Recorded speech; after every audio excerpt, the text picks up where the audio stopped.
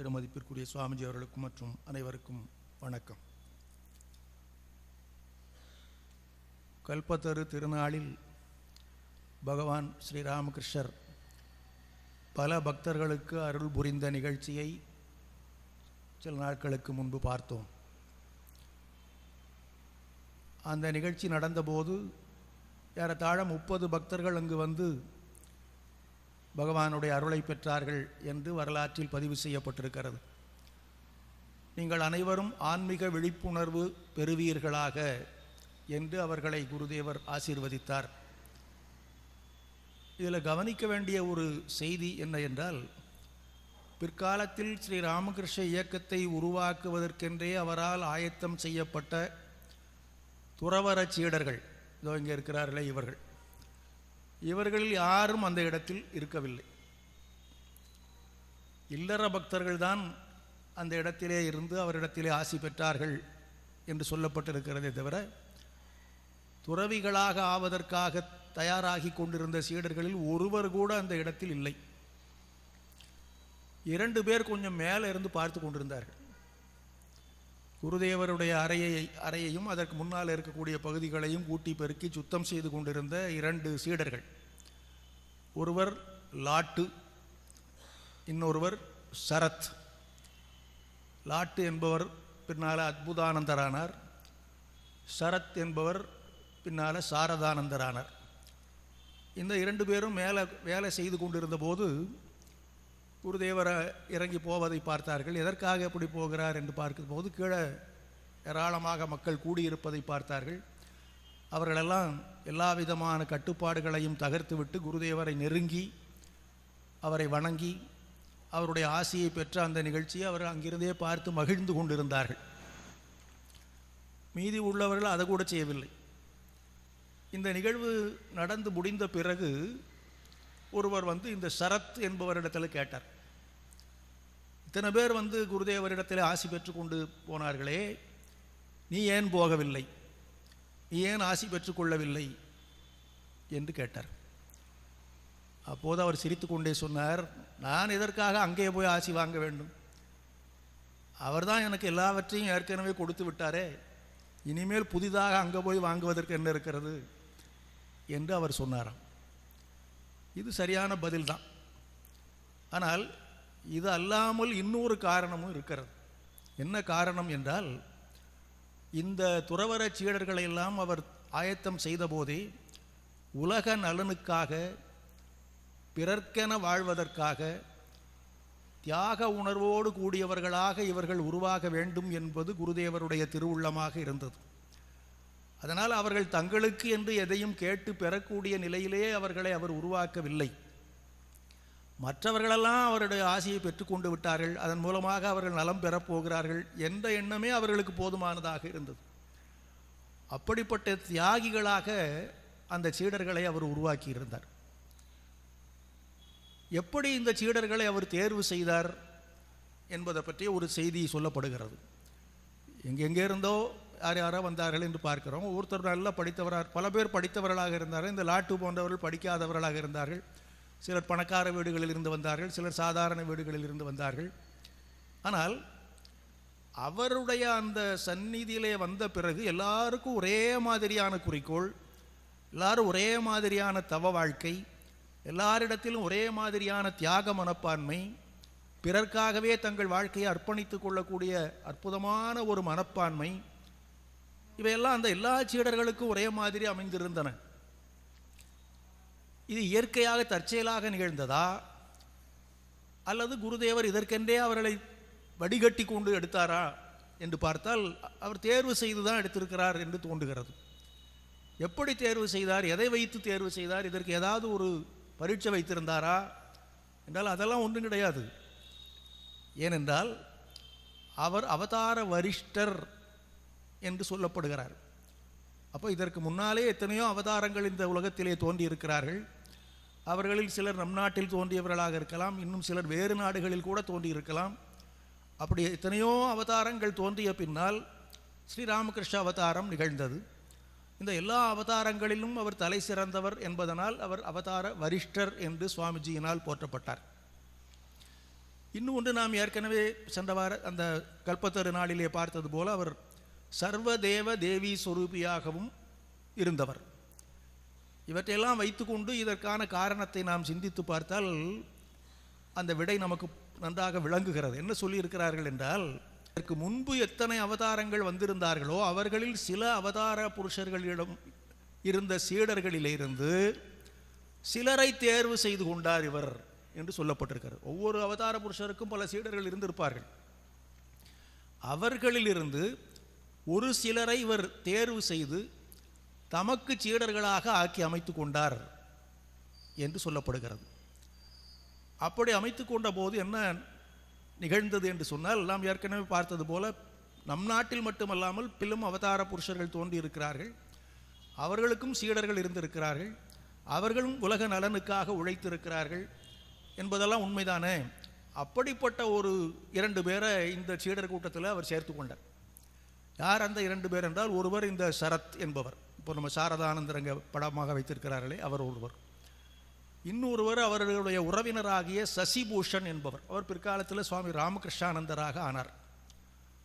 இந்த 2 பேரையும் பற்றி குருதேவர் ஒரு நாள் என்ன சொன்னார் என்றால், இவர்கள் 2 பேரும் இயேசு கிறிஸ்துவினுடைய சீடர்களாக இருந்தவர்கள் என்று சொல்லியிருக்கிறார். இயேசு கிறிஸ்துவினுடைய சீடர்களாக இருந்த பல பேர்களிலே 2 பேரை இவர் தமக்கென்று தேர்வு செய்து வைத்து கொண்டார். அதில் ஒருவர் தான் இப்போது நாம் பார்த்து அந்த மேலே இருந்து பார்த்து மகிழ்ச்சி அடைந்தார் என்று சொல்கிறோமே, 2 பேரில் ஒருத்தராகிய அந்த சரத் என்பவர். சரத் தான் சாரதானந்தரானார் என்பதை நாம் சொல்லியிருக்கிறோம். அவர் இயேசு கிறிஸ்துவினுடைய சீடராக இருந்தார் என்பதை வைத்துக்கொண்டு சுவாமி சேத்தனானந்தர் ஒரு கருத்தை சொல்லியிருக்கிறார். சுவாமி சேத்தனானந்தர் மேலை நாடுகளிலே ரொம்ப அற்புதமாக வேதாந்த பணி, குருதேவருடைய பணி எல்லாவற்றையும் ஆட்சி கொண்டு இருப்பவர். அவர் நிறைய புத்தகங்கள் எழுதியிருக்கிறார். அற்புதமான புத்தகங்கள் ராமகிருஷ்ண இயக்கத்தை பற்றி, ராமகிருஷ்ண இயக்கத்தினுடைய அதை சார்ந்த சுவாமிகளை பற்றியெல்லாம் நிறைய எழுதியிருக்கிறார்.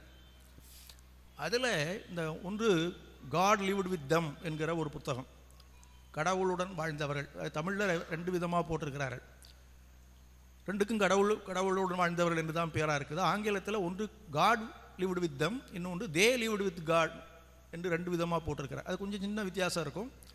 தமிழில் ஒரே தலைப்பில் போட்டு விட்டார்கள். சரி, அது ஒரு பக்கம் இருக்கட்டும்.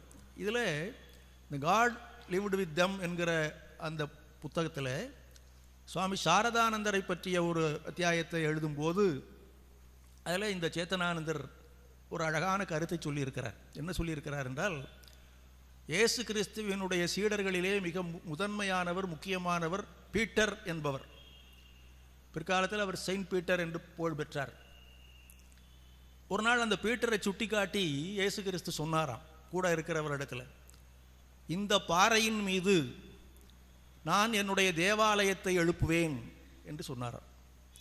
அதாவது ஒரு பெரிய மாளிகை, ஒரு கட்டடம் கட்டுவதென்றால் அதற்கு ஒரு அஸ்திவாரம், அடிப்படை வேண்டுமல்லவா? அந்த அஸ்திவாரம் உறுதியாக இருந்தால்தான் அதில் எழுப்பப்படுகின்ற கட்டடமும் உறுதியாக இருக்கும்.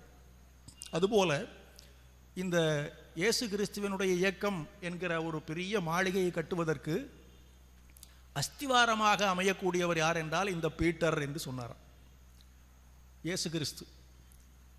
அதை வைத்துக்கொண்டு இந்த சேத்தனானந்தர் என்ன சொல்லுகின்றார் என்றால், அதே போல ராமகிருஷ்ண இயக்கத்திற்கு சாரதானந்தர் இருந்தார் என்று சொல்லுகிறார்.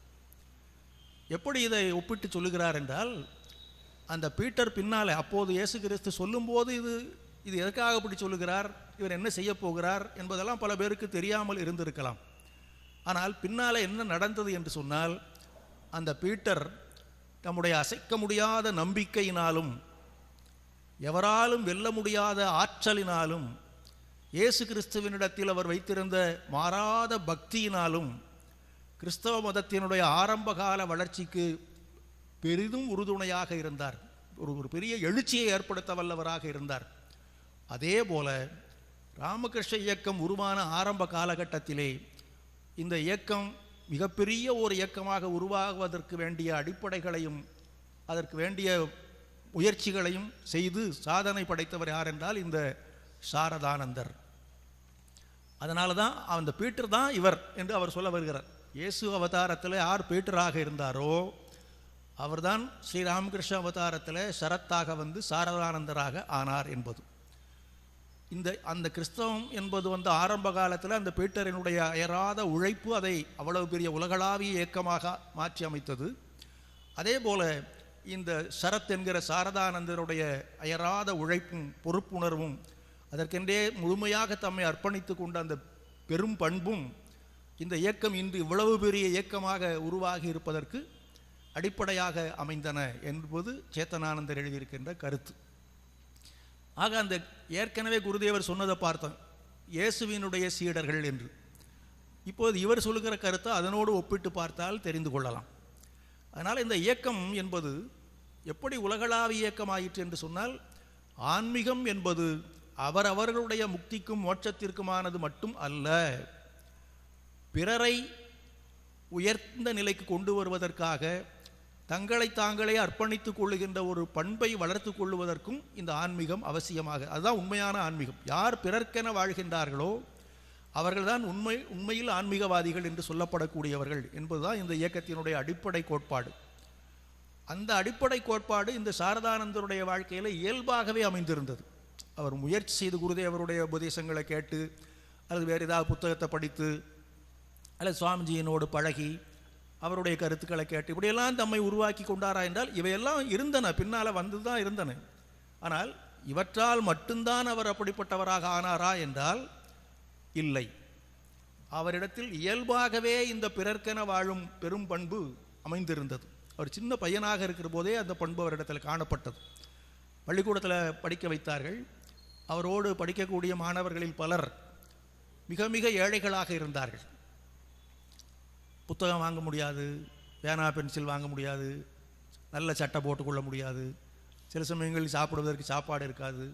இப்படிப்பட்ட நண்பர்களெல்லாம் அவரோடு பழகி கொண்டிருந்தார்கள். எல்லாரிடத்திலும் அவர் ஒரே மாதிரி தான் பழகுவார். ஆனால் இவர்களை பார்க்கின்ற போது அவருடைய மனமெல்லாம் ஒரு மாதிரி ஆகி போயிடும். ஏன் இவர்கள் இப்படி இருக்கு? பின்னால் சுவாமிஜி வருத்தப்பட்டார் என்று நாம் பல சமயம் பார்த்திருக்கிறோம். ஏழை மக்களை பார்க்கின்ற போது ஏன் இவர்களை படைத்தாய் என்று தேவியின் இடத்துல முறையிட்டார் என்று பார்க்கிறோமே, அந்த ஒரு இயல்பு இந்த சரத்தினிடத்திலையும் இருந்தது சின்ன வயசுலேருந்தே. அதனால் இவர் வீட்டில் வாங்கி கொடுக்கக்கூடிய இந்த பேனா பென்சில் புத்தகம் இது எல்லாத்தையும் அந்த ஏழை மாணவர்களுக்கு கொடுத்து விடுவார். சில சமயங்களில் போட்டிருக்கிற சட்டையை காட்டி கொடுத்து விடுவார். எப்படியும் இவருக்கு வீட்டுக்கு போனால் வேறு வாங்கி கொடுத்துருவாங்கன்னு தெரியும். அப்படி கொடுக்கின்ற மனம் இருக்கிறதல்லவா, அதுதான் ராமகிருஷ்ண இயக்கத்தினுடைய அடிப்படை. பிறர்க்கு கொடுப்பது அது அவரிடத்தில் இருந்தது, இயல்பாகவே இருந்தது. இன்னொரு சமயம் அவர் வீட்டுக்கு பக்கத்து ஒரு வீட்டில் வேலை செய்து கொண்டிருந்த ஒரு பெண்மணி, அவளுக்கு திடீரென்று காலரா வந்து விட்டது. ஆனால் அந்த ரொம்ப பயப்படக்கூடிய ஒரு காலம், அது வந்துருச்சுன்னா ஒரு பறவை அப்படி மற்றவர்களுக்கெல்லாம் வந்துவிடும் என்று நினைத்து ஒதுங்கி விடுவார்கள். எல்லாரும் அவர்கள் ஒதுக்கி விடுவார்கள். அதை போலத்தான் அந்த வீட்டில் இருப்பவர்களும் செய்தார்கள். அந்த பெண் அவர்களுக்காக எவ்வளவோ வேலை செய்தவள் தான். இப்போது அவளுக்கு ஒரு நோய் வந்து விட்டது. அதை சரி செய்வதற்கு நாம் என்ன செய்வது என்று அவர்கள் சிந்திக்கவில்லை.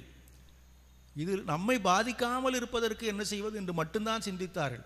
அப்படி சிந்திக்க வேண்டியது அவசியம்தான். சில நோய் பரவக்கூடிய நோயாக இருந்தால் அதிலிருந்து தங்களை பாதுகாத்து கொள்வது சரிதான், தப்பு கிடையாது. அதே சமயத்தில் அவளும் நமக்காக பாடுபட்டவள் தானே, இவ்வளவு காலம் நம்மோடு இருந்தவள் தானே, அவளை அதிலிருந்து மீட்பதற்கு நாம் ஏதேனும் செய்ய வேண்டாமா என்ற எண்ணம் அவர்கள் மனத்தில் சிறிதும் எழவே இல்லை. அந்த வீட்டில் மாடியில் யாரும் இல்லாத ஒரு இடத்துல அந்த பெண்ணை போட்டு விட்டு இவர்களெல்லாம் போய்விட்டார்கள். இது அந்த பக்கம் தெருவிலெல்லாம் பரவி விட்டது செய்தி. அப்போதும் இவர் சிறு வயதில் தான் இருந்தார். இவர் போய் வேண்டிய பணிவிடையெல்லாம் செய்தார், மருந்துகளெல்லாம் வாங்கி கொடுத்தார். அதெல்லாம் தாண்டி அவள் போய்விட்டாள். அப்படி போன போது அவளுடைய இறுதிச் சடங்கை செய்வதற்கும் இவர் தான் ஏற்பாடு செய்தார். இப்படியெல்லாம் அந்த பிறர்க்காகவே தன்மை அர்ப்பணித்துக் கொள்ளுகின்ற அந்த இயல்பு அவரிடத்தில் சின்ன வயதிலிருந்தே இருந்து வந்தது. அதனால தான் வளர வளர அந்த உலக நலனுக்காக தம்மை வழங்கி விடுவது, செல்வத்து பயனே ஈதல் துய்ப்பே மெனனே தப்புன பலவே என்று சொல்லியிருக்கிறார்கள் அல்லவா. போல ஒரு மனிதன் செல்வம் படைத்தவனாக இருப்பது என்பது எல்லாருக்கும் அமையாது. அப்படி அமைந்து விட்டால் அதை கொண்டு நாம் மட்டும் வாழ்ந்தால் போதாது, மற்றவருடைய நலத்திற்கும் நாம் கொஞ்சம் அதை பயன்படுத்த வேண்டும் என்ற உணர்வு இல்லாத மக்களிடையே வாழும்போது இவருக்கு கொஞ்சம் ஒரு மாதிரியாகத்தான் இருந்தது. இதற்கு ஏதேனும் செய்ய வேண்டும். இந்த உலகத்தில் துன்பப்பட்டு கொண்டே இருக்கக்கூடிய மக்களுக்கு அந்த துன்பங்களிலிருந்து விடிவு காலம் பிறப்பதற்கு நாம் ஏதாவது செய்ய முடியுமானால் அதை செய்துதான் ஆக வேண்டும் என்கின்ற தவிப்பு அவருக்கு அந்த காலத்திலிருந்தே வந்து கொண்டே இருந்தது. அந்த ஒரு தவிப்பு தான் அவரை ஸ்ரீராமகிருஷ்ணத்தில் கொண்டு வந்து சேர்த்தது.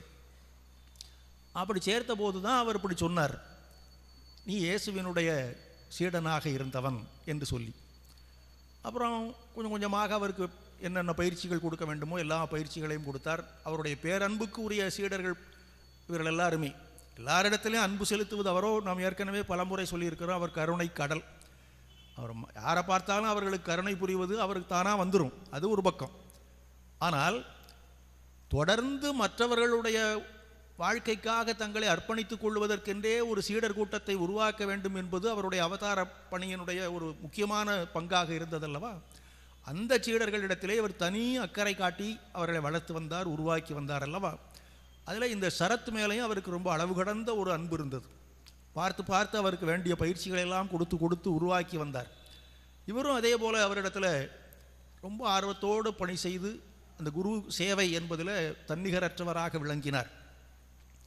ஆனால் ஸ்ரீராமகிருஷ்ணர் சில சமயங்களில் ஒவ்வொருத்தருக்கும் ஒரு தனி இது வைத்திருப்பார். எல்லாருக்கும் ஒரு மாதிரி ஒரு நடந்து கொண்டு இருக்கும், அது ஒரு பக்கம். ஒவ்வொருவருக்கும் தனித்தனியாக ஒரு பயிற்சி கொடுத்து கொண்டிருப்பார்.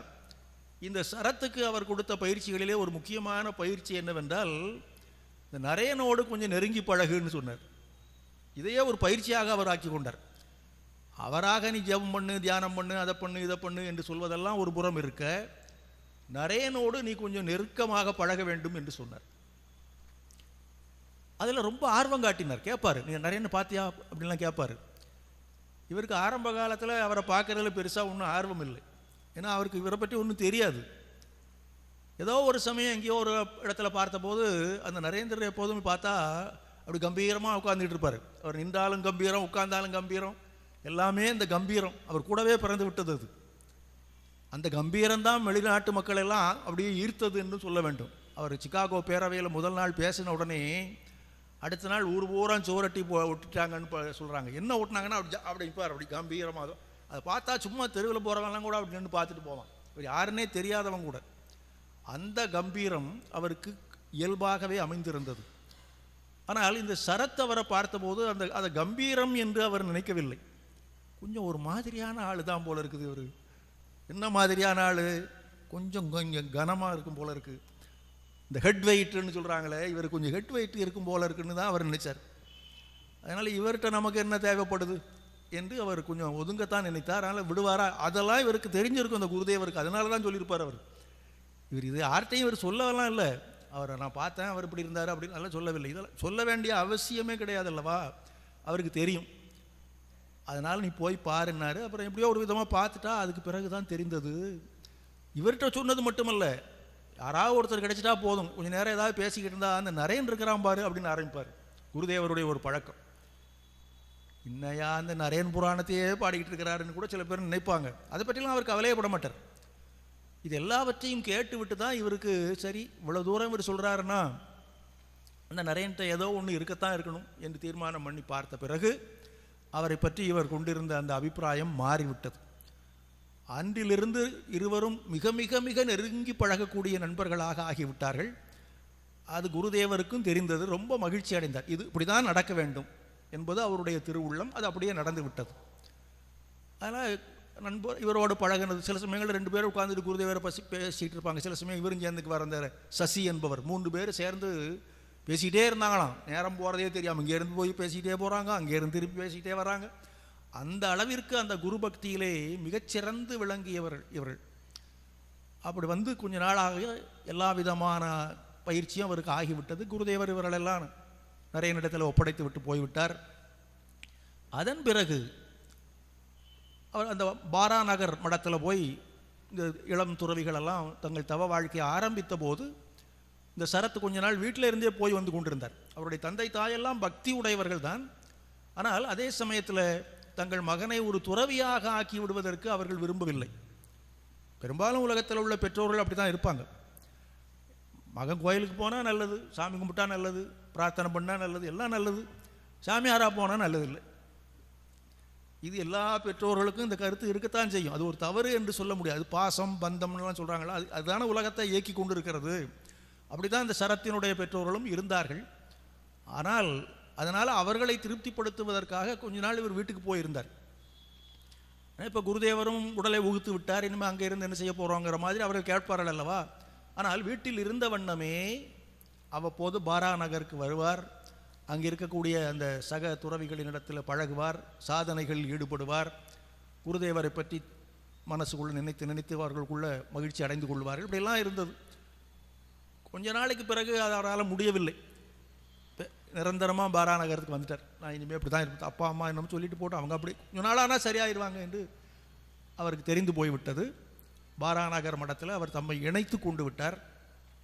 அப்புறம் சில பேர் அங்கங்கே போக ஆரம்பித்தார்கள். சுவாமிஜி நாம் முன்பே பார்த்துருக்கிறோம், அவர் மேலை நாடுகளுக்கு போய்விட்டார். மேலை நாடுகளுக்கு போகும்போது இவரிடத்தில் பொறுப்புகளை ஒப்படைத்து விட்டு போனார். நீ கொஞ்சம் பார்த்துக்கோ இதெல்லாம் என்று சொல்லி. சரி என்று இவரும் அதே மாதிரி பார்த்துக்கோ. ஏன்னா அந்த இவருடைய அந்த அறிவு ஆற்றல் இதெல்லாம் அவருக்கு தெரியும் சுவாமிஜிக்கு. அதனால் எல்லாருக்கும் பொதுவான பொறுப்புகள் சில இருந்தாலும் இதை நல்லபடியாக தொய்வில்லாமல் நடத்துவதற்கு ஒருத்தர் இருக்கணும். ஏன்னா அவரோ மேல்நாட்டுக்கு போயிட்டார், திரும்பி வருவது எப்போது என்று அவருக்கே தெரியாது. அது வருகிற வரைக்கும் இதை ஒழுங்காக நடத்தி கொண்டு போக வேண்டும் அல்லவா. போனால்தானே எதிர்கால இயக்கம் சீராக உருவாகும். அதனால் அதற்கு யார் சரியானவர் என்று பார்க்கிற போது இந்த சரத்து தான் சரியானவர். அவருக்கு அந்த எல்லாரும் துறவரம் மேற்கொண்ட போது இவருக்கு சாரதானந்தருங்கிற பெயரை கொடுத்துட்டார். அவர் அதே மாதிரி அங்கே முறையாக எல்லா விதமான சாதனைகளிலும் ஈடுபட்டு மற்ற நண்பர்களுக்கு அந்த உறுதி குலையாத வண்ணம் பல கருத்துக்களை பரிமாறி இப்படியெல்லாம் செய்து கொண்டிருந்தார். அதற்கிடையில் சுவாமிஜி அங்கிருந்து ஒரு அழைப்பு விடுத்து விட்டார் இவருக்கு. மேலை நாடுகளிலே அவர் பணியை தொடங்கி நாளுக்கு நாள் அது வளர்ந்து கொண்டே போயிற்று. அந்த பணியில் தமக்கு உறுதுணையாக இருப்பதற்கு இந்த இளம் துறவிகளிலே ஒருவர் வந்தால் நன்றாக இருக்கும் என்று அவருக்கு தோன்றியது.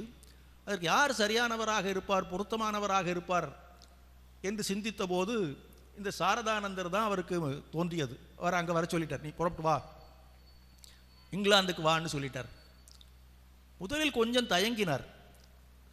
சுவாமிஜி மாதிரி எல்லாரும் கிளம்பி விட முடியாது, சுவாமிஜியே எவ்வளவோ தயங்கினார் என்று பார்க்கிறோம். இது சரியா வருமா வராதா இதெல்லாம் தயங்கி குருதேவரும் அன்னையும் ஆணையிட்ட பிறகுதான் போனார். அதனால் சாரதானந்தரும் தயங்கினதில் ஒன்றும் ஆச்சரியமில்லை. ஆனால் குருதேவரிடத்தில் அவர் எவ்வளவு மதிப்பும் பக்தியும் வைத்திருந்தாரோ அதற்கு அடுத்த நிலையிலே சுவாமி விவேகானந்தரை வைத்திருந்தார். அதனால் அவர் சொல்லிவிட்டால் அதை மீறவும் முடியாது. அதை உடனடியாக ஏற்றுக்கொள்வதற்கும் கொஞ்சம் தயக்கமாக இருந்தது. இதற்கு எப்படி தீர்வு காண்பது? ஒரே தீர்வு தான், அன்னை சாரதா தேவி. அவங்ககிட்ட போய் கேட்டார், நரேன் என்ன வர சொல்லி எழுதியிருக்கிறார், நான் என்ன செய்வது? நீ போயே தான் ஆக வேண்டும்ட்டாங்க. அவங்க எப்போதுமே குருதேவருக்கு அடுத்தபடி அவங்களும் நரேந்திர தான் வச்சு, நரேன் ஒன்று சொன்னால் குருதேவர் சொன்ன மாதிரி தாண்டுவாங்க. அதுக்கு மேலே அடுத்த சிந்தனைக்கு அங்கே வழி கிடையாது. அதனால் நீ போன்ட்டாங்க. குருதேவர் உனக்கு துணையாக இருப்பார், நீ எதை பற்றியும் கவலைப்படாதேட்டாங்க. அதுக்கு மேலே என்ன, அம்மா சொல்லியாச்சுன்னா அவ்வளோதான், கிளம்பி விட்டார். போகிற வழியில் ரோமாபுரியில் கப்பல் கொஞ்சம் நின்றது. இப்போ வெளியில் போய் யாராவது பார்த்துட்டு வரதுனா போகலான்னு, ரொம்ப சரித்திர புகழ் பெற்ற ஒரு இடம் அது. அதனால் வெளியில் போய் ஏதாவது பார்த்துட்டு வரதுனா வரலான்னு சொன்னார்கள் கப்பல் போட்டுக்கிறவர்கள். இவரும் போனார். எங்கே போனார் என்றால் செயின்ட் பீட்டர்ஸ் தேவாலயத்துக்கு போனார். அந்த சேத்தனானந்தர் எழுதினார் அல்லவா, பீட்டர் தான் இவர். பீட்டரை காட்டி இயேசு சொன்னார், இவரை அடிப்படையாக கொண்டு தான் என்னுடைய சர்ச்சையை எழுப்பப் போகிறேன் என்று. அதை போல தான் இவருன்னு சொன்னாங்களே. இப்போ குருதேவர் என்ன சொல்லியிருக்கிறார்கள், இவர் இயேசுவின் சீடராக இருந்தவர் என்று சொல்லியிருக்கிறார்.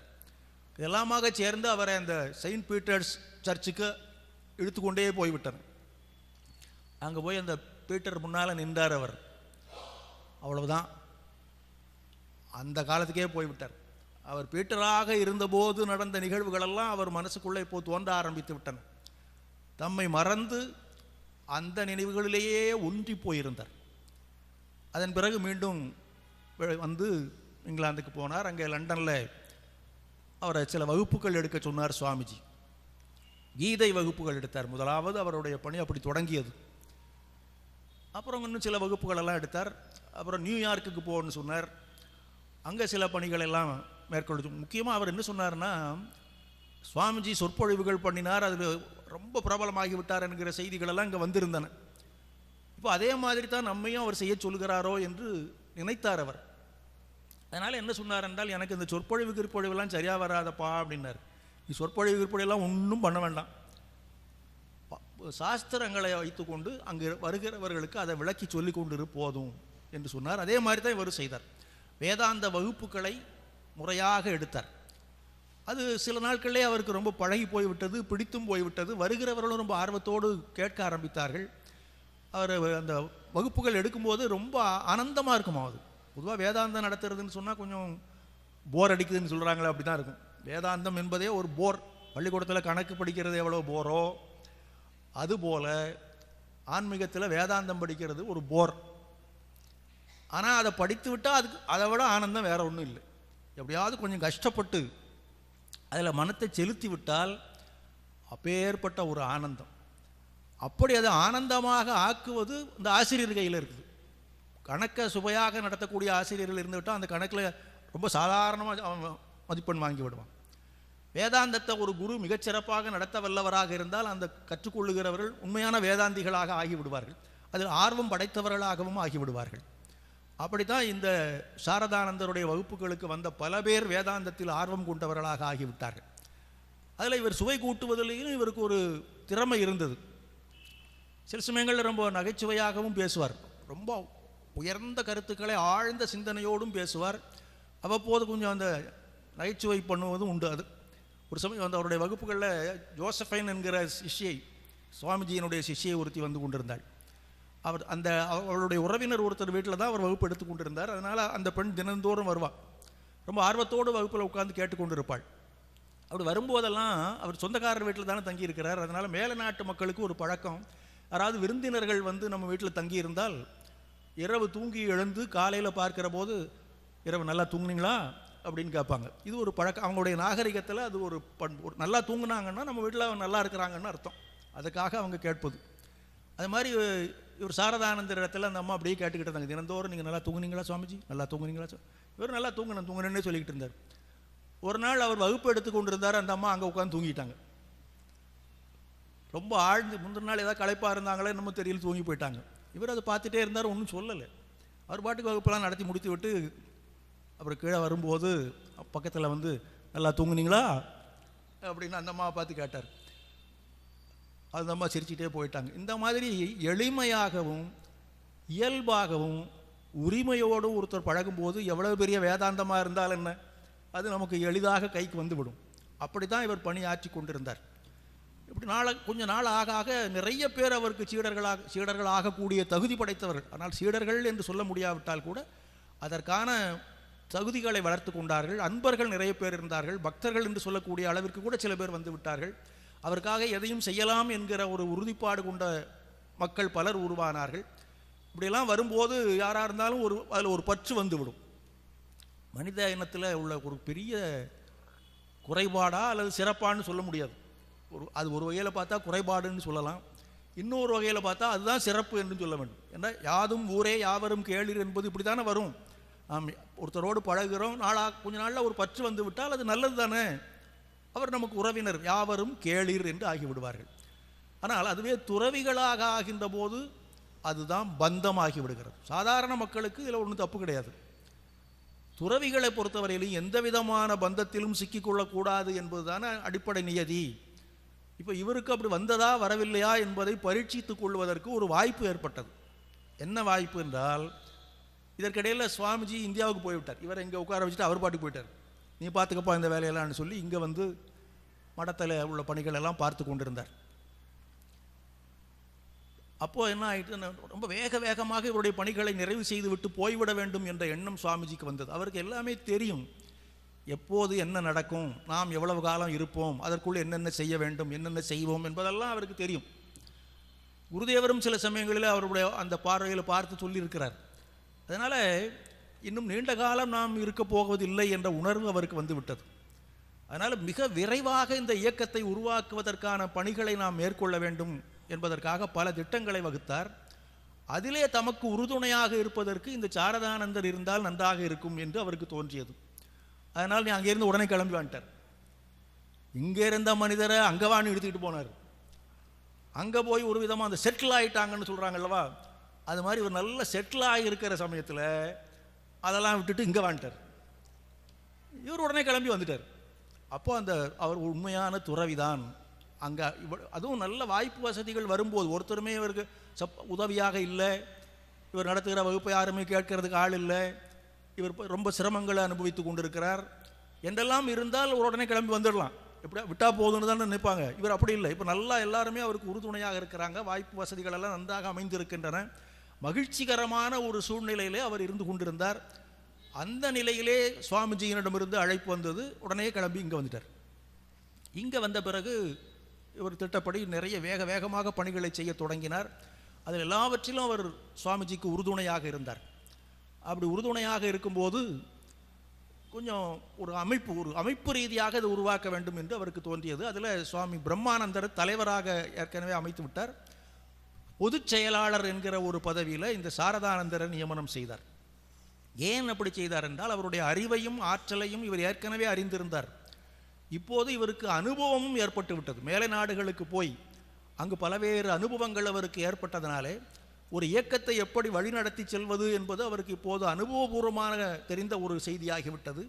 இவையெல்லாம் இருப்பதனால இவர் தான் இதற்கு சரியான தகுதி வாய்ந்த மனிதர் என்று கண்டு அவரை செயலாளராக்கிவிட்டார். அப்போது இன்னும் வேகமாக அவர் பணியை செய்ய தொடங்கினார். இதற்கிடையில் சுவாமிஜி இன்னும் ஒரு முறை மேலை நாடுகளுக்கு போய் திரும்பி வந்தார். அப்போது இவருடைய பொறுப்பு இன்னும் அதிகம். சுவாமிஜி இங்கு இருக்கும்போது அவருக்கு துணையாக பணியாற்றுவது அது ஒன்று. இப்போ சுவாமிஜி இல்லாத நிலையில் அவர் ஏற்படுத்திய அந்த இயக்கத்தை வழிநடத்தி செல்வது இன்னொன்று. பிரம்மானந்தர் இருப்பார், ஆனால் செயலாளர் என்கிற முறையில் இவருக்கு தான் பெரிய பொறுப்புகள் இருந்தன. எல்லாரிடத்திலும் ரொம்ப அன்போடு பழகுவார். எப்படி பழகுவார் என்பதை பற்றி அவருடைய வாழ்க்கை வரலாறு எழுதியவர்கள் சொல்கிறார்கள். அவர் தமக்கு சமமான துறவிகளிடத்திலும் சரி, இளம் வயது உடைய துறவியர்களிடத்திலும் சரி, புதிதாக பிரம்மச்சாரிகளிடத்திலும் சரி ஒரே மாதிரியாகத்தான் பழகுவார். தம்மை எப்படி நினைப்பாரோ அதுபோலத்தான் அவர்களையும் நினைப்பார். இதுதான் ஒரு இயக்கத்தை வழிநடத்தி செல்வதற்கு வேண்டிய இன்றியமையாத பண்பு. அது அவரிடத்தில் பூரணமாக இருந்தது. அதை வைத்துக்கொண்டு நிறைய பேரை இயக்கத்தில் ஈடுபட செய்தார். இயக்கம் நாளுக்கு நாள் பெரிதாக வளர்ந்து வந்தது. இப்போ சுவாமிஜி மீண்டும் இங்கே வந்து விட்டார். வந்த பிறகு இன்னும் அவருக்கு வேகம் அதிகமாகிவிட்டது. இன்னும் காலம் போய்கொண்டே இருக்கிறது. ரொம்ப சீக்கிரமாக நாம் செய்ய வேண்டியதெல்லாம் செய்துவிட வேண்டும் என்ற ஒரு உணர்வு அவருக்கு வந்ததுனால ரொம்ப கடுமையாக நடந்து கொள்ள ஆரம்பித்து விட்டார். சில சமயங்களில் சில ஆசிரியர்கள் ரொம்ப கண்டிப்பாக இருப்பாங்க. எதற்காக இருக்கிறார்கள் என்றால், மாணவர்கள் நல்லா படிக்கணுங்கிறதுக்காக தான். அதுபோல் இந்த இயக்கத்தை மிக நல்ல முறையில் நாம் இருக்கும்போதே உருவாக்கிவிட வேண்டும் என்பதனால சகோதர துறவிகளிடத்திலும் சரி, பிரம்மச்சாரிகளிடத்திலும் சரி, பணி ஆற்றுகின்றவர்களிடத்திலும் சரி சில சமயங்கள் ரொம்ப கடுமையாக நடந்து கொள்வார். அதையும் அப்படி பண்ண, இதையும் அப்படி பண்ண, அதையும் பண்ணல, இதையும் பண்ணலன்னு நடுங்குவாங்களாம். அவர் சுவாமிஜி முன்னால் போகிறதுக்கே பயமாக இருக்குமா எல்லாருக்கும். அப்போதெல்லாம் அவர்களுக்கு அந்த வடிகாலாக இருந்தவர் அண்ணன் இந்த சாரதானந்தர் தான். இவர்கிட்ட போய் சொல்லுவாங்களாம், நான் என்னங்க பண்ணு, நான் என்னால் முடிஞ்ச வரைக்கும் செய்கிறேன், சாமிஜி இப்படி திட்டுறாருமாங்க, நீ ஒன்றும் கவலைப்படாத பார்த்துக்கலாம், அதெல்லாம் சும்மா நல்லா செய்யணுங்கிறதுக்கு தான் சொல்கிறாரு, கோபமெல்லாம் படலை, அவர் உண்மையில் அன்பு தான் வைத்திருக்கிறார் என்று இவர்களை சமாதானம் செய்துவிட்டு இவர் சுவாமிஜியின் இடத்துல போய் நிற்பார். ஒன்றும் சொல்ல வேண்டியதில்லை. இவர் அப்படிலாம் திட்டக்கூடாது, கோபப்படக்கூடாதுலாம் சொல்ல மாட்டார். இவரை பார்த்த உடனே அவர் சமாதானமாகி விடுவார், அமைதியாகி விடுவார். அதுதான் அவருடைய சிறப்பு. சில சமயத்தில் அவரையும் திட்டுவார், அதுவும் ஒரு பக்கம் இருக்குது. அப்படி திட்டினாலும் அவர் அமைதியாக தான் இருப்பார். அவருக்கே ஆச்சரியமா, என்னடா இவ்வளவு திட்டுறான், என்ன இப்படி இருக்கிறான் என்று கூட சொல்லியிருக்கிறார். அதுதான் அந்த தலைமை பண்புக்கு இன்றியமையாத ஒரு இயல்பு. இப்படியாக அந்த இயக்கம் வளர்வதற்கு பெரும்பாடுபட்டார். அப்புறம் சுவாமிஜி அவரும் உடலை உகுத்து விட்ட பிறகு இன்னும் பெரிய பொறுப்பாகிவிட்டது. எல்லா விதமான முடிவுகளையும் எடுக்க வேண்டிய ஒரு பெரிய பொறுப்பு அவருக்கு வந்து சேர்ந்தது. அதே சமயத்தில் சுவாமி பிரம்மானந்தரை கலந்து கொள்ளாமல் அவர் எதுவுமே செய்ய மாட்டார். தலைவருக்கு என்ன மரியாதை கொடுக்க வேண்டும் என்பது அவருக்கு தெரியும். இப்படியாக மிகச்சிறந்த முறையில் ஆரம்ப காலத்தில் அந்த பீட்டர் எப்படி ஆரம்பகால கிறிஸ்தவத்தை உருவாக்குவதில் பெரும்பங்கு ஆற்றினாரோ அதுபோல சாரதானந்தர் ஆற்றினார் என்று பார்த்தோமே. அது அப்படி 30 ஆண்டு காலம் அவர் அந்த பொறுப்பில் இருந்து செய்திருக்கிறார். அதுதான் இன்றைக்கு இந்த இயக்கம் இவ்வளவு வளர்ச்சி அடைந்ததற்கான ஒரு அடிப்படையாக அமைந்தது. இப்படியெல்லாம் இருப்பதற்கிடையில் அந்த முக்கியமானது சுவாமிஜி உலகிற்கு வழங்கிய ஒரு ஒப்பற்ற செய்தி என்னவென்றால், மனிதர்களுக்கு செய்யும் சேவைதான் இறைவனுக்கு செய்யும் வழிபாடு இதுதான் ராமகிருஷ்ண இயக்கத்தினுடைய கோட்பாடு. சுவாமி விவேகானந்தர் இதை உலகிற்கு வழங்கினார். அதற்கு முழுமையான எடுத்துக்காட்டாக வாழ்ந்தவர் தான் சுவாமி சாரதானந்தர். சிறு வயதிலிருந்தே அவரிடத்தில் அந்த பண்பு இருந்தது என்று பார்த்தோம். இப்போது இன்னும் அதிகமாகிவிட்டது. அவரே அதற்கு எடுத்துக்காட்டாக இருந்தார். எங்கே எந்த ஒரு துன்பம் ஏற்பட்டாலும் உடனே ஒரு முன்னால் போய் நிற்பார். இப்போதெல்லாம் வெள்ள நிவாரண பணி, பஞ்ச நிவாரண பணி, அது இதெல்லாம் நம்ம ராமகிருஷ்ண இயக்கம் சேவை செய்கிறத நம்ம செய்திகளில் பார்க்குறோம். இதெல்லாம் அவர் அப்போதே ஆரம்பித்து வைத்தார். அந்த மாதிரி நிவாரண பணிகள் நடைபெறுகிற போது ஏதாவது 2-3 பேர் அனுப்பி நீங்கள் போய் பாருங்கப்பான்னு சொல்லிட்டு நிற்க மாட்டார். இவரே போய் முன்னால் நிற்பார். அப்படி அந்த சேவை செய்வது தான் இறை வழிபாடு என்பதை நடைமுறைப்படுத்தி காட்டினார். சுவாமிஜியினுடைய அந்த கொள்கையை, கோட்பாட்டை மக்கள் உணர்வதற்கு அவரே முன்மாதிரியாக இருந்தார். மற்றவர்களுக்கும் அதை எடுத்து சொல்லுவார். சேவையின் மூலமாக வழிபாடு செய்வது என்பது என்ன என்பதை அவர் ஒரு அழகாக ஒரு வாக்கியத்தில் சொல்லியிருக்கிறார். இப்போ நீங்கள் போய் நிவாரண பணிக்கு போகிறீங்க, அந்த அவருடைய சீடர்களிடத்தில் அல்லது சகோதர துறவிகள் இடத்துல அல்லது பிரம்மச்சாரிகள் இடத்துல சொல்லுகிற பல சமயங்களில் சொல்லுவார். ஒரு சமயம் ஒருத்தர் இடத்துல சொன்னாராம், அந்த மாதிரி நிவாரண பணிக்காக போய் கொண்டிருந்த ஒருத்தர் இடத்துல சொல்லுகிறார், இப்போ போய் நீ சேவை செய்ய போகிறாய் அப்படின்றால் என்ன அர்த்தம்? நீ சேவை செய்கிறாய் என்பதனுடைய பொருள் என்ன? இந்த சேவை செய்வதற்காக பொதுமக்கள் நமக்கு பணம் கொடுக்கிறார்கள். இப்போது ராமகிருஷ்ண இயக்கம் ஒரு சேவையில் ஈடுபடுகிறது என்றால் நிறைய பேர் நன்கொடை கொடுத்துட்றாங்க. அது அப்போ இருந்து ஆரம்பமானது தான். அதைத்தான் அவர் சொல்கிறாரு, மற்றவர்களிடமிருந்து நீ பெறுகிற பணத்தை கொண்டு மற்றவர்களுக்கு நீ சேவை செய்கிறாய். நீ சேவை செய்கிறாய் என்பது உண்மைதான். ஆனால் யாருடைய பணத்தை கொண்டு செய்கிறாய்? வேற ஒருத்தருடைய பணத்தை கொண்டு செய்கிறாய். இன்னொருத்தர் தானே கொடுத்துருக்கிறார் அந்த பணத்தை. மற்றவர்கள் பணத்தை வைத்து தானே நீ சேவை செய்கிறாய். அப்போ நீ உன்னுடையது என்று எதை கொடுக்கிறாய் யோசித்து பாருனர். அந்த சேவையில் உன்னுடையது என்று சொல்லக்கூடியது எதையாவது கொடுக்க வேண்டுமா இல்லையா? அப்போ தானே அது உண்மையான தியாகம், அப்போ தானே உண்மையான சேவை. அது என்ன செய்ய வேண்டும், என்ன கொடுக்க வேண்டும் என்றால், நீ உன்னுடைய இதயத்தை கொடுக்க வேண்டும், நீ உன்னுடைய ஆன்மாவை கொடுக்க வேண்டும், நீ உன்னுடைய அன்பை கொடுக்க வேண்டும்.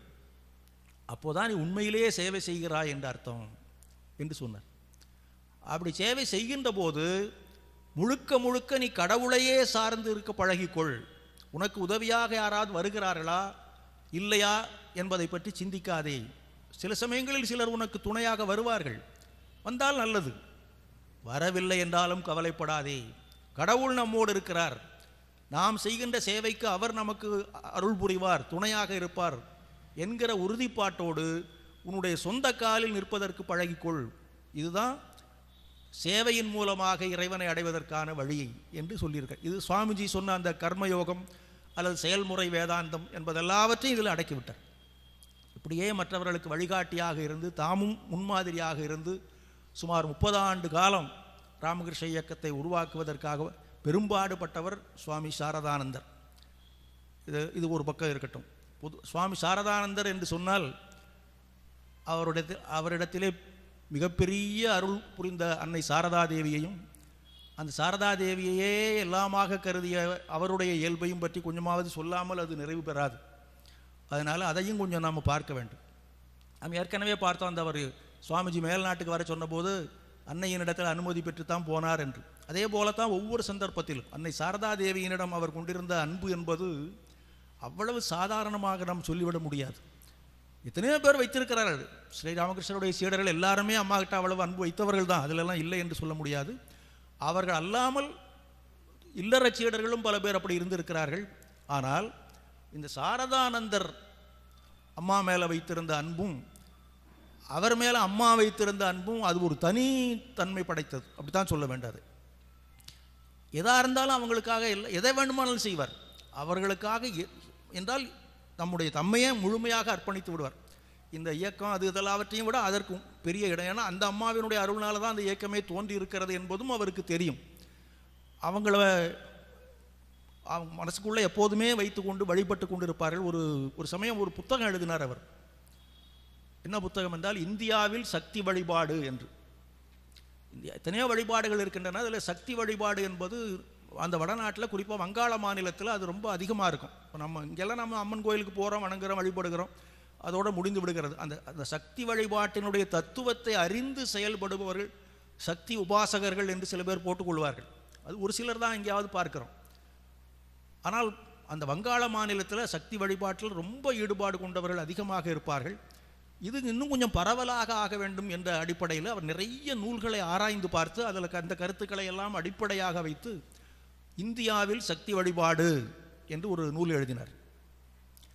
அந்த நூலை சில புத்தகங்கள்லாம் எழுதும்போது முதல்ல அர்ப்பணம் காணிக்கைன்னு போடுவாங்க. அப்படி இவரும் முதல்ல போட்டிருக்கிறார். என்ன போட்டிருக்கிறார் என்றால், யாருடைய அருட்பார்வையினால் எல்லா பெண் அன்னை பராசக்தியை பார்க்கக்கூடிய அந்த ஆற்றலை இந்த நூலாசிரியர் பெற்றாரோ அவருடைய திருவடி தாமரைகளுக்கு பணிவுடனும் பக்தியுடனும் இந்த நூலை அர்ப்பணம் செய்கிறேன் என்று எழுதிட்டார். இப்போ அன்னை சாரதா தேவிங்கிறவங்களை பற்றி இதுக்கு மேலே என்ன சொல்லணும்? அவருடைய திருவருளினால் அன்னை சாரதா தேவியினிடத்தில் அவர் பக்தி வைத்திருந்தார், வழிபாடு அதெல்லாம் வேறு யார் வேணாலும் பண்ணுவாங்க, நிறைய பேர் பண்ணியிருக்கிறாங்க. இவர் என்ன சொல்கிறாருன்னா, எல்லா பெண்களிடத்திலும் யாதேவி சர்வபூதேஷும் மாத்ரு ஸ்திதான்னு சொல்கிறாங்க. அதுபோல் எந்த பெண்ணை பார்த்தாலும் தேவியை பார்க்கிற மாதிரி தான் அவருக்கு தோன்றுமா. அது எங்கிருந்து வந்தது, யாரிடமிருந்து அந்த அருள் கிடைத்ததுன்னா அன்னை சாரதா தேவியின் இடத்துல தான் என்று அவர் சொல்லியிருக்கிறார். இது சும்மா ஒரு அவங்கள புகழ்ந்து பேசுறதுக்காக ஒரு ஒப்புக்கு சொல்கிறதெல்லாம் இல்லை, அவர் உள்ளத்தின் உள்ளே இருந்து வந்த ஒப்பற்ற வார்த்தைகள் இவை. அதனால் அவங்களுக்கு சேவை செய்வதென்றால் இவருக்கு ரொம்ப தம்மை மறந்து அதில் ஈடுபட்டு விடுவார். ஒன்று ரெண்டு மட்டும் பார்ப்போம். அவங்க பெரும்பாலும் அந்த கல்கத்தாவிலையும் ஜெயராம்பாட்டியிலையுமா மாறி மாறி இருப்பார்கள் என்று நம்ம பார்த்துருக்குறோம். ஜெயராம்பாட்டியிலையும் அவங்களுக்குன்னு சொந்தமாக வீடு கிடையாது. அவருடைய தம்பிமார்கள் எல்லாம் ஆளுக்கு ஒரு வீடு வச்சுருந்தாங்க. அதில் ஏதாவது ஒரு வீட்டில் போய் தங்கியிருப்பாங்க. ரொம்ப பிற்காலத்தில் பாகப்பிரிவினை பண்ணும்போது இவங்களுக்குன்னு ஒரு பங்கு கொடுத்தாங்க, ஒன்றுக்கு உதவாத ஒரு பங்காக கொடுத்தாங்க. அவங்க அதை பற்றிலாம் கவலைப்படலை, ஏதோ ஒரு இடத்துல இருந்துக்கிறேன் எனக்கு என்ன போச்சு அப்படின்னு சொல்லிட்டு இருப்பாங்க. அதே மாதிரி கல்கத்தாவிலையும் அவங்களுக்குன்னு ஒன்று கிடையாது. யாராவது ஒரு பக்தர் வீட்டில் தங்கி இருப்பார்கள், அல்லது சில சமயங்களில் வாடகைக்கு ஏதாவது ஒரு இடத்தை எடுத்து அங்கே தங்கி இருப்பார்கள். இதில் பல சிரமங்கள் இருக்கின்றன என்பதை சாரதானந்தர் உணர்ந்தார். அதனால் அவர்கள் கல்கத்தாவுக்கு வரும்போது அவர்களுக்கென்றே ஒரு வீட்டை கட்டி கொடுக்க வேண்டும் என்று சொல்லித்தான் உத்போதன் என்கிற ஒரு கட்டடத்தை உருவாக்கினர். கடன் வாங்கி கட்டினர். இவரே துறவி, நாம் சொல்லியிருக்கிறோம், அவர் எந்த பற்றும் இல்லாதவர். துறவி பற்றே இல்லாதவர் கடன் வாங்கலாமா? வாங்கினார். யாருக்காக? அன்னை சாரதா தேவிக்காக. அப்போ அதை கூட அவர் திறந்து விட்டார். யாராவது இப்படி ஒரு சாமியார் கடன் வாங்குறாருன்னு பேசுவாங்களேன்னு நினச்சிருந்தா செய்திருக்க முடியாது. பேசுனா பேசிட்டு போட்டும், எங்கள் அம்மாவுக்கு நான் செய்வேன் என்று கடன் வாங்கி அந்த கட்டடத்தை கட்டி அதிலே ஒரு இன்னொரு நோக்கத்தையும் நிறைவேற்றி கொண்டார். உத்போதன் என்கிற ஒரு பத்திரிகை ராமகிருஷ்ண இயக்கத்துக்காக ஆரம்பிக்கப்பட்டிருந்தது. அதற்கான அலுவலகத்தையும் அதிலே வைத்து விட்டு அம்மா தங்கியிருப்பதற்கான இடத்தையும் அங்கேயே அமைத்து நீங்கள் சௌரியமாக இருங்கன்னு சொல்லி வைத்து விட்டார். இது ஒரு பக்கம். இன்னொரு பக்கம் இந்த ஜெயராம்பாட்டியில் இவங்களுக்கு வீடு கிடையாது, தம்பிமார்களுக்கெல்லாம் வீடு இருந்ததுன்னு சொன்னோமே, அதில் அவங்க பாகம் பிரிக்காமலே ரொம்ப நாள் இருந்தாங்க. ஆளுக்கு ஒரு வீட்டில் இருப்பாங்க. இதில் யாருக்கு எந்த வீடு என்பது நிர்ணயிக்கப்படாமல் இருந்தது. நாளாக நாளாக அவங்களுக்குள்ள சண்டை ரொம்ப வந்து விட்டது. இதுதான் பெரிய இயற்கையினுடைய அதிசயங்களில் உண்டு என்று சொல்ல வேண்டும். அன்பையே உலகிற்கு வாழ்ந்து காட்டுவதற்காக வந்தவர் அன்னை சாரதா தேவி. அவரோடு ஒரே தாய் வயிற்றிலே பிறந்த அந்த தம்பிமார்களுக்கு அந்த அன்புனா என்னன்னே தெரியல. இது நம்மால் எப்படி புரிந்து கொள்ள முடியும்? இதுதான் அந்த மாயைன்னு சொல்கிறாங்களே, தேவியினுடைய இன்னொரு தன்மைதான மாயை. அந்த மாயையிலிருந்து அவர்கள் விடுபட விரும்பவில்லை, போட்டுன்னு விட்டுட்டாங்க. இவங்களும் ஒரு சமயம் அவங்க சண்டை பிடிக்காமல் இருக்க முடியாதுங்கிற எல்லாம் வந்தபோது பிரித்து கொள்ளலாம், யார் யாருக்கு என்னென்ன என்று பிரித்து விடலாம் என்று தீர்மானம் பண்ணினார்கள். உடனே அம்மா சாரதானந்தருக்கு தான் அழைப்பு கொடுத்தாங்க, நீ வந்து இந்த காரியத்தை பண்ணி கொடுத்துட்டு போப்பான்ட்டாங்க. இவரும் கிளம்பினார், கூட ஒரு பிரம்மச்சாரி போனார். இவங்க போகும்போது அம்மா தங்கி இருக்கிறதுக்குன்னு ஒரு வீட்டை விட்டுருக்குறாங்க. அவங்களுடைய பூர்வீக வீடுகளில் ஒரு வீடுன்னா ஒரு குடிசை மாதிரி. இவங்க போகும்போது அந்த குடிசையில் நின்றுட்டு அம்மா வேலை செய்துக்கிட்டு இருந்தாங்க. என்ன வேலை செய்தாங்கன்னா, அந்த முற்றம் இருக்கிறதல்லவா, அது மழை நிறைய பெய்து குண்டும் குழியுமா இருக்குது, சமதளமாக இல்லாமல், நடந்தாலே தடுக்கி விழுகிற மாதிரி இருக்கும். அதனால் இப்போ யாராவது திடீர்னு வருவாங்க அம்மாவை பார்க்குறதுக்குன்னு, அவங்களுக்கு சிரமம் இருக்கக்கூடாது அல்லவா, அதை சரி பண்ணுவதற்காக கொஞ்சம் மண்ணை கொட்டி அதை அப்படியே பூசி விட்டு கொஞ்சம் சாணத்தை எடுத்துகிட்டு வந்து அதை கொஞ்சம் மெழுகி கொண்டு இந்த வேலையெல்லாம் அம்மா பண்ணிக்கிட்டு இருந்தாங்க. அப்போ தான் சாரதானந்தரும் அந்த பிரம்மச்சாரியும் போனாங்க. அந்த சாரதானந்தருக்கு ஒன்றும் ஆச்சரியமோ அதிசயமோ இல்லை. அவருக்கு தெரியும் அம்மா யாருங்கிறது, அம்மா அப்படி தான் இருப்பாங்கங்கிறது அவருக்கு தெரியும். எவ்வளவு உன்னதமான நிலையில் இருக்கிறார்களோ அதே சமயத்தில் எவ்வளவு கீழே வேணாலும் அவங்க இருப்பாங்க. அதுதான் நம்ம முன்ன ஒரு தடவை பார்த்தோம். அவங்க அம்மாவுடைய வாழ்க்கையை பற்றி சொல்லும்போது it is extraordinary because it's so ஆர்டினரின்னு சொன்னோம். அதுதான் இவங்க பார்த்துறாங்க, அடிக்கடி பார்ப்பாங்க. அவங்க பாட்டு ரொம்ப சாதாரண கிராமத்து பெண்ணை போல் இந்த வேலையெல்லாம் பண்ணிக்கிட்டு இருந்தாங்க. அந்த பிரம்மச்சாரிக்கு அது கொஞ்சம் பிடிக்கல. சாரதானந்தருக்கு தெரிஞ்சதுனால அவர் பேசாமல் இருந்தார். அவருக்கும் வருத்தமாக தான் இருந்தது, ஆனால் காட்டிக்கொள்ளவில்லை. இந்த பிரம்மச்சாரி சொன்னார், நான் வேணுமானா அந்த வேலையை செய்யட்டுமான்னு கேட்டார். அவர் இப்படி பார்த்தார் சாரதான். அம்மாவை எப்படி புரிந்து வைத்திருக்கிறார் என்பதற்கு ஒரு எடுத்துக்காட்டு. அப்படி பார்த்தாரு, ஏன்னா நீ தான் செய்வே, நான் செய்ய மாட்டேனா? யார் செய்தாலும் அம்மா அதை ஒத்துக்கொள்ள மாட்டாங்க. ஏன் ஒத்துக்கொள்ள மாட்டாங்கன்னு ஒரு காரணம் சொன்னார். அதாவது மற்றவர்களுக்கு சிரமம் கொடுக்கக்கூடாது அப்படின்னு நாம் சாதாரணமாக நினைக்கலாம். அது அப்படி அல்ல. சாரதானந்தர் எந்த அளவிற்கு புரிந்து வைத்திருந்தார் என்றால், அவர் என்ன சொன்னார்னா, இப்போ அம்மாவினுடைய குடும்பங்கள் அக்கம் பக்கத்தில் இருக்கிறார்கள். அதில் நிறைய பேர் இருக்கிறார்கள், ஆண்களும் பெண்களுமாக இருக்கிறார்கள். அவர்கள் யாராவது ஒருத்தராவது இங்கே வந்து திரும்பி பார்க்குறாங்களா? அம்மா இவ்வளோ கஷ்டப்படுறாங்களே, இவங்களுக்கு நாம் உதவி செய்வோம் என்று ஒருத்தர் கூட வரவில்லை அல்லவா? ஆனால் அம்மா அதை பற்றிலாம் நினைக்க மாட்டாங்க. அவங்க பாட்டுக்கு வேலை செய்துக்கிட்டு இருப்பாங்க. இப்போ நீ போய் வேலை செய்தேன்னு வச்சுக்கோ, அப்போ ஊரில் இருக்கிறவங்கலாம் என்ன பேசுவாங்க? அம்மாவினுடைய குடும்பத்தில் பல பேர் இருக்காங்க, பெண்களும் இருக்கிறார்கள். அம்மா இவ்வளோ கஷ்டப்பட்டு அந்த குண்டு முடியுமாக இருக்கிற தரையை சமப்படுத்துவதற்கு மண்ணை கூட்டுறாங்க, சாணத்தை போட்டு மெழுகுறாங்க, எல்லாம் பண்ணுறாங்க. ஒருத்தர் கூட அவங்க பக்கத்தில் போய் கூடமாட நிற்கிறது கூட தயாராக இல்லை. அங்கே கல்கத்தாவிலிருந்து வந்த ஒரு பையன் வேலை செய்கிறான் அப்படின்னு சொல்லிட்டா அந்த குடும்பத்தில் உள்ளவர்கள் எவ்வளோ வேதனைப்படுவார்கள். வேலை செய்ய மாட்டாங்க, ஆனால் எங்களை அவமானப்படுத்துறதுக்குனே அங்கேருந்து கூட்டிகிட்டு வந்தியா அப்படின்னு கேட்பாங்க. கேட்கறது கூட பரவாயில்ல, அவர்களுக்கும் அது உண்மையிலேயே கிராமத்தில் ஒரு அவமானத்தை தானே உண்டாக்கிவிடும். அப்படிப்பட்ட ஒரு கெட்ட பெயரை அவர்களுக்கு ஏற்படுத்தலாமா? அதனால் நீ ஒன்றும் செய்ய வேண்டாம், நானே செய்து கொள்ளுகிறேன். இதெல்லாம் அம்மா சொல்லலை, அப்படி சொல்லுவாங்கன்னு இவர் சொல்கிறார். ஆனால் இப்படி நடந்திருந்தால் அவங்க அப்படி தான் சொல்லியிருப்பாங்க. ஒருவேளை அந்த பிரம்மச்சாரி வந்து நான் அப்படி செய்கிறேம்மா அப்படின்னு கேட்டிருந்தா அப்போ அம்மா என்ன சொல்லியிருப்பாங்கன்னா இதே தான் சொல்லியிருப்பாங்க. இதைத்தான் சொல்லுவாங்கங்கிறத சாரதானந்தர் சொல்லியிருக்கிறார். அப்போ எந்த அளவிற்கு அம்மாவினுடைய மனத்தை புரிந்து கொண்டிருந்தார் என்பதற்கு இது ஒரு எடுத்துக்காட்டு. அதே போல தான் அவர் காலமெல்லாம் அம்மாவுக்கு சேவை செய்து கொண்டே இருந்தார், ஒவ்வொரு சந்தர்ப்பத்திலும். அதனால் அம்மாவும் எப்படி இருப்பாங்கன்னு சொன்னால், இவரை கேட்காம எதுவும் செய்ய மாட்டாங்க. என்னுடைய வாசுகின்னு சொல்லுவாங்க. சரத் என்னுடைய வாசுகி. வாசுகின்னா என்ன? அந்த 1000 தலை படைத்த பாம்பு, பூமியை சுமந்து கொண்டிருப்பது என்பது. அதை போல என்னை இவன் தாங்கி கொண்டிருக்கிறான் என்று சொல்வார்கள். அவ்வளவு மதிப்பு மரியாதை. ஆனால் சில பேர் அதை புரிந்து கொள்வார்கள், பல பேர் புரிந்து கொள்ள மாட்டார்கள். ஒரு சமயம் அம்மாவை பார்க்கறதுக்கு ஒருத்தர் வந்தார். அம்மா மேலே ரொம்ப பக்தி உடையவர் தான், வேகமாக வந்தார். அப்போ தான் வெளியில் எங்கேயோ போயிட்டு வந்து கொஞ்சம் ஓய்வு எடுத்துக்கிட்டு இருந்தாங்க மாடியில். அதனால் இந்த மனிதரை, இருப்பா கொஞ்சம், அம்மா இப்போ தான் ஓய்வு எடுத்துக்கிட்டு இருக்காரு, ரொம்ப களைப்பாக வந்திருக்கிறாங்க, இப்போ போய் பார்க்க வேண்டாம், இருப்பா அப்புறம் பார்க்கலாம் அப்படின்னாங்க. என்னையா என்ன அம்மா, என்ன உனக்கு என்ன பட்டா போட்டா கொடுத்துருக்குது? எனக்கும் அம்மா தான்ப்பா அவன்ட்டு தடன்னு மாடியில் ஏறிட்டாங்க இந்த ஆள். இவர் பார்த்துட்டு சரி போன்னு விட்டுட்டார். அதுக்கு மேலே ஒன்றும் பண்ண முடியாது. அங்கே போனார், அம்மா நம்ம தரிசனம் பண்ணார் எல்லாம். அப்போ தான் இவருக்கு அடடா அவ்வளோ பெரிய சாமிகிட்ட நம்ம இப்படி அபச்சாரமாக பேசிட்டோமேன்னு ஒரு வருத்தமும் வந்தது அவருக்கு. அம்மாட்டே சொன்னார், நான் அவர் என்ன அப்புறமா பார்க்கலான்னு சொன்னார், நான் அவர் மீறி வந்துட்டேன். வந்தது மட்டும் இல்லை, அவரை கொஞ்சம் ஒரு மாதிரியாக பேசிட்டேன், எனக்கு ஒரு கொஞ்சம் மனசு கஷ்டமாக இருக்குதுன்னு. சரி அதனால் என்ன பரவாயில்லன்ட்டாங்க, அம்மா விட்டுட்டாங்க. அப்புறம் கீழே வந்தார். இவர் அப்படியே உட்காந்துருக்கிறார். அவர்கிட்டையும் வந்தார், சாமி நான் தப்பாக பேசிட்டேன், இன்னும் மன்னிச்சுங்க, நீங்கள் சொன்னதை மீறி தடப்படன்னு போயிட்டேன், மன்னிச்சுங்கன்னு. அப்படிதான்டா இருக்கணுங்கிறார் அவர். அம்மாவினுடைய அருளை பெறுவதுன்னு சாதாரணமாக நினச்சிக்கிட்டியா?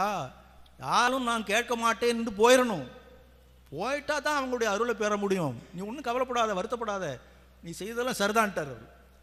அந்த மாதிரியான ஒரு இயல்பு படைத்தவர் அவர். யாராக இருந்தாலும் அவங்களுக்கு அம்மாவினிடத்தில் பக்தி உடையவர் என்று சொல்லிவிட்டால் அதுக்கு மேலே வேற அவர் எதையுமே பொருட்படுத்த மாட்டார். அவங்க தவறே செய்தால் கூட அந்த தவறாக அவர் எடுத்துக்கொள்ள மாட்டார். இன்னொரு சமயம் அவர் ஒன்று சொன்னார். ஒரு சமயம் இல்லை, பல சமயம் சொல்லுவார். அவரை தம்மை பற்றி சொல்லிக்கொள்ளும் போது நீங்கள் யாருன்னா நான் அன்னையினுடைய வளன்னு சொல்லுவார்.